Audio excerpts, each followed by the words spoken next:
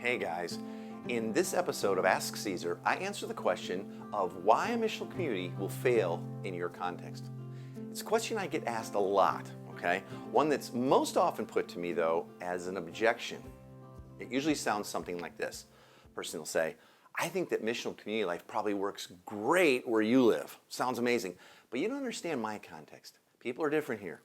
They'll never have you into their homes or come over to your place. Folks are just too busy, or they're not open to relationships like you're speaking about in this city. I've heard it so many times. So here's the short answer to those of you who believe that living in a missional community won't work in your context. Here's what I think is the real issue. You already believe it will fail. And therefore, you're probably living out a self-fulfilling prophecy. Really? I have heard this question or objection probably literally 1,000 times in every conceivable context around the United States and all over the world where I've gotten to teach. And it's always from those, kind of surprisingly, who have yet to really try much of anything as far as discipleship and mission. Their own fears of rejection or their love of self and comfort have been conveniently guarded by their professed certainty of failure. Now, I get it. Most of us will never start a new work or endeavor if we're pretty sure it will fail. Why would we? I don't like feeling stupid, awkward, or looking like a failure either.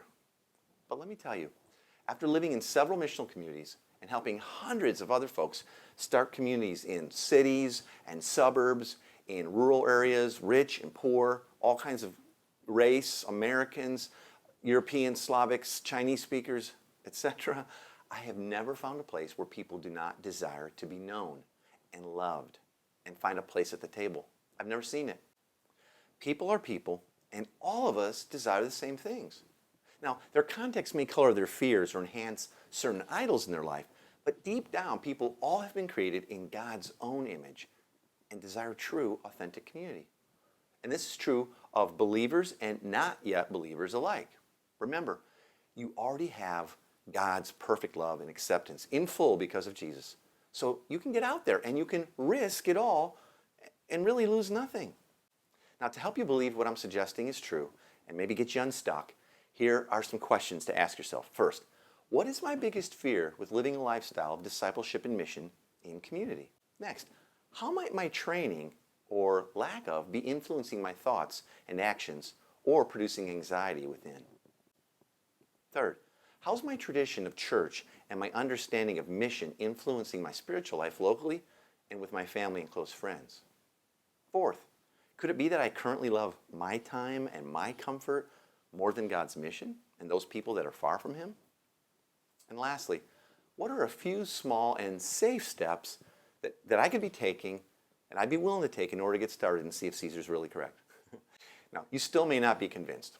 I recently had a strong leader, one that I really admired, tell me that he felt somewhat disrespected by me because I kept insisting that this, in fact, would work in his context.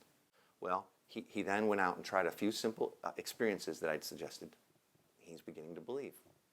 If you've not done so yet, please download my free e-guide, Leading Your Family and Community on Mission, to get 7 proven steps that you can get started with right today. There's a link right down below here, and you can go ahead and download that, and I'll send it to you right away. Let's get started. Leave me any other questions or pushbacks or encouragement you have in the comments below. I love hearing from you. And as always, thanks for watching.